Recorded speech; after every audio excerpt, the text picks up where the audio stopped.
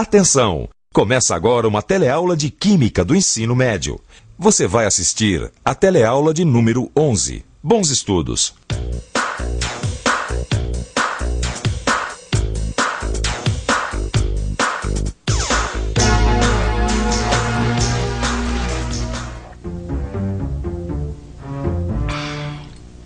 Olha só que maravilha!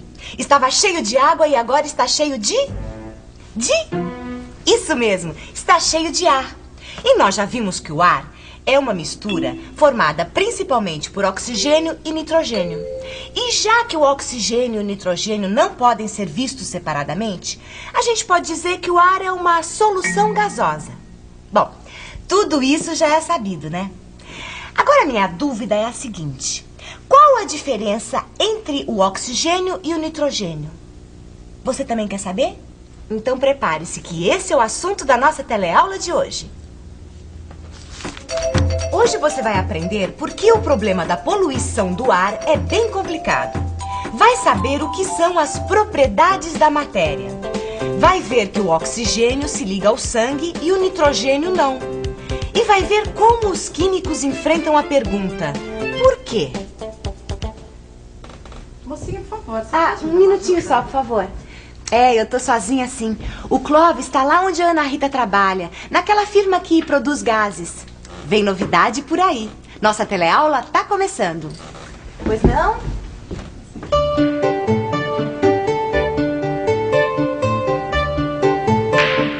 Pronto, Clóvis. Ainda tem um tempinho do meu horário de almoço. Que, se bem usado, é suficiente para esclarecer todas as dúvidas que você ainda tem sobre gases. Olha, uma coisa que não me sai da cabeça sobre esse assunto é esse negócio da qualidade do ar. Agora mesmo eu estava lendo uma notícia no jornal sobre isso. Vira e mexe sai uma notícia falando sobre esse assunto, né? É que a poluição do ar é um dos maiores problemas que o homem está enfrentando. Peraí, um grande desafio para ele. Peraí, se eu entendi direito, o ar tem muitas substâncias naturais, como oxigênio, nitrogênio, gás carbônico, argônio, e tem outras substâncias que nós jogamos nele. Coisas que prejudicam o meio ambiente. Como a fumaça dos carros, por exemplo. Exatamente. E nós ainda não sabemos o quanto isso prejudica. Nossa! Ainda faltam muitos estudos. Então, por essa eu não esperava. Eu achei que o pessoal já sabia de tudo e que alguns espertalhões estavam desobedecendo só para tirar alguma vantagem. Mas o negócio é muito mais complicado do que isso. É bem complicado. E você? Também é uma daquelas pessoas que acham que os cientistas já sabem de tudo, já têm todas as explicações? Não é bem assim, não. Presta atenção. Muitos cientistas estão estudando os problemas ambientais, mas ainda existem muitas dúvidas. Na questão do ar, então, os estudos são muito complicados. Isso porque as substâncias poluentes, que são lançadas na atmosfera, se transformam em outras, por causa da luz, do calor e por influência de outras substâncias que também estão no ar. Peraí, o poluente é jogado no ar e por ação do calor, da luz e outras substâncias, o poluente se transforma em outra coisa. Isso, você entendeu certinho. Os poluentes reagem com outras substâncias e normalmente isso significa problema para o ser humano. Bom, então não adianta nada ficar preocupado com a qualidade do ar. Se até os cientistas têm dúvidas, o que gente como eu, que não é especialista no assunto, pode fazer? Nada. O negócio é esperar os cientistas arranjarem uma solução e aí sim entrar em ação. Não, Clóvis, não é bem assim. A gente não pode ficar de braços cruzados. Esse é um problema que diz respeito a todo mundo. E com pouco conhecimento que a gente tem, já dá para fazer muita coisa para proteger o meio ambiente. Agora, uma coisa importante que você tem, não pode perder, é essa sua vontade de se informar. Ter dúvidas não é um defeito. Defeito é não perguntar, não querer entender o que está acontecendo. Tá vendo só? Se ter dúvidas e querer saber mais é uma qualidade, então eu tô bem. Agora eu gostaria de saber o que acontece quando a gente respira o ar. Você sabe? Já pensou numa resposta? Então vamos ver se o que você pensou bate com o que as pessoas vão responder. Oi, por favor, cidadão. O que acontece quando a gente respira o ar? Não sei. Sente mal. Entra pelo nariz, vai pros pulmões, depois a gente solta o ar. O ar entra pelo nariz. E daí? Daí desce pelo aparelho respiratório e vai pro pulmão. Ele purifica, passa pela corrente sanguínea e volta como gás carbônico. Aí a gente expele o gás carbônico. É isso aí, o pessoal por aqui tá mesmo afiado. E você, acertou a resposta? Pra gente saber maiores detalhes sobre esse assunto, vamos ver o que acontece quando a gente respira o ar. Quando a gente inspira, quer dizer, quando a gente engole o ar, ele chega até o pulmão. depois de ter passado pelo nariz ou pela boca e também pela garganta. Lá no pulmão, uma das substâncias que compõem o ar se liga ao sangue e é distribuída por todo o corpo através da corrente sanguínea. Depois de percorrer o corpo humano, essa substância é eliminada na forma de gás carbônico, na hora em que a gente expira, ou seja, quando a gente solta o ar. Você escutou? Uma das substâncias do ar se liga ao sangue e é distribuída pelo corpo todo. Você sabe que substância é essa? Bom, a gente já sabe que o ar é formado principalmente por oxigênio e nitrogênio. Então deve ser um desses dois, né? É sim. Eu acabei de ler nessa revista aqui, ó. É o oxigênio que se liga ao sangue. Olha como essa revista explica legal, ó. Imagine um pano vermelho. Imaginou?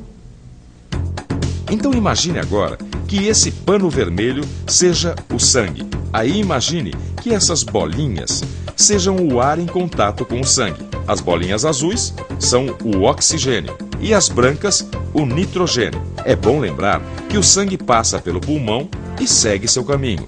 Veja só, algumas bolinhas azuis se ligam ao sangue e seguem adiante com ele, enquanto que as brancas continuam livres. Quer dizer, o oxigênio se liga ao sangue e o nitrogênio não. É mais ou menos isso que acontece. Interessante. O oxigênio se liga ao sangue e o nitrogênio não se liga. É isso aí. O oxigênio é útil para o nosso corpo porque está ligado ao sangue. Já o nitrogênio é jogado para fora do nosso corpo na respiração junto com o gás carbônico. Ninguém ia sobreviver se o ar só tivesse nitrogênio. Bom, se ninguém sobrevive só com nitrogênio, isso quer dizer que o nitrogênio... Não. Já sei o que você está pensando. Guarde bem isso. O nitrogênio não é tóxico. Se o nitrogênio não é tóxico, o que adianta não ser tóxico se não serve para nada? Não, engano seu, meu amigo. O nitrogênio pode não servir para nada no nosso corpo, mas ele é muito importante para o ser humano. Porque o nitrogênio gasoso pode ser transformado numa coisa muito importante, as proteínas. Mas isso não acontece dentro do nosso corpo, não.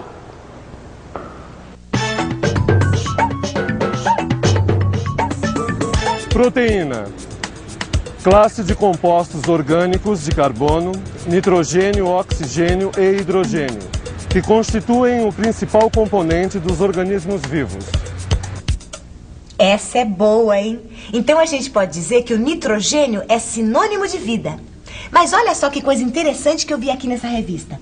Aqui está dizendo que a gente pode descrever alguma substância ou matéria por alguma das suas características. Escuta só.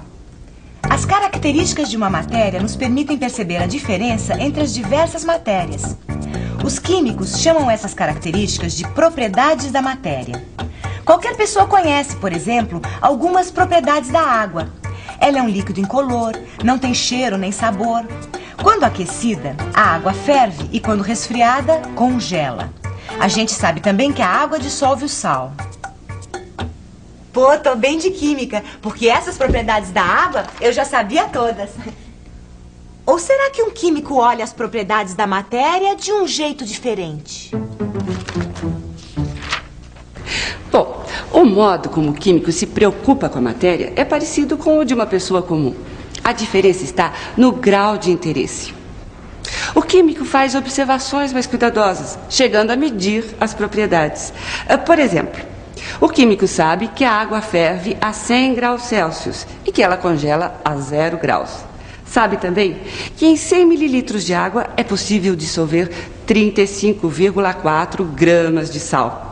Qualquer pessoa sabe que o álcool é inflamável, mas o químico sabe a temperatura em que o álcool pega fogo.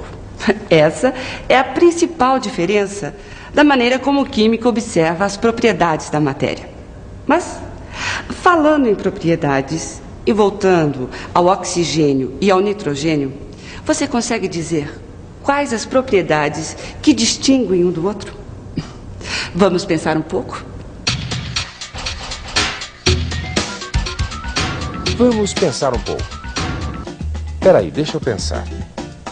A gente já conhece várias propriedades do oxigênio e do nitrogênio. Primeiro, o oxigênio ajuda a queimar, o nitrogênio não. Outra, o oxigênio também ajuda a enferrujar e o nitrogênio não ajuda. E tem mais uma que a gente aprendeu hoje. O oxigênio se liga ao sangue e o nitrogênio não. Tá aí. 3 propriedades que diferenciam o oxigênio do nitrogênio.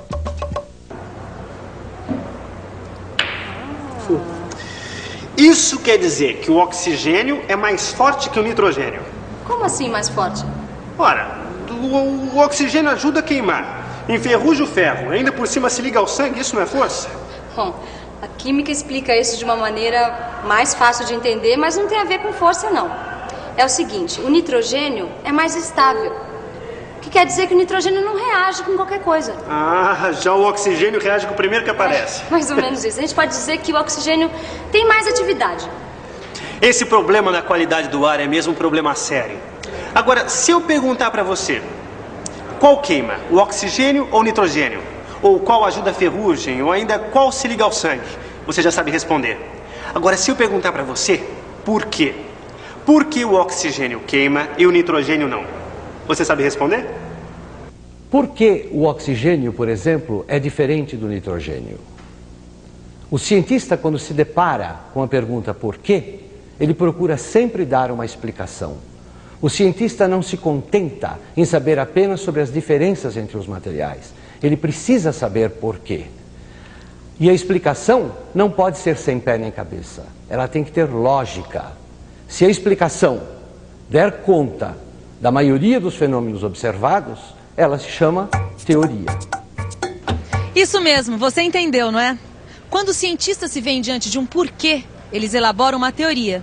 E veem se essa teoria funciona ou não na prática. Mas antes de você praticar os seus conhecimentos, que tal a gente rever o que foi aprendido hoje? E atenção, se liga aí que é hora da revisão. Nessa teleaula, você viu que o problema da poluição do ar é muito complicado e que ainda é preciso muito estudo para vencer de vez esse desafio. E também que a informação é o primeiro passo para enfrentar esse problema que diz respeito a todos nós. Você aprendeu ainda qual o caminho que o ar faz dentro do nosso corpo quando a gente respira. E viu que apenas o oxigênio se liga ao sangue, o nitrogênio não. Vimos também o que são as propriedades da matéria e que o químico geralmente mede essas propriedades com precisão. Por último, você ficou sabendo que, quando se vê diante da pergunta por que tal coisa acontece, o químico elabora uma explicação que tenha sentido e lógica. É a chamada teoria. Bom, o tempo deu certinho, está na hora de eu voltar para o trabalho.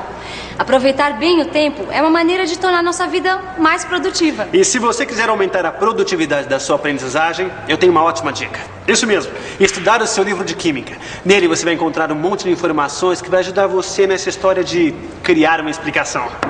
Bons estudos e até a próxima.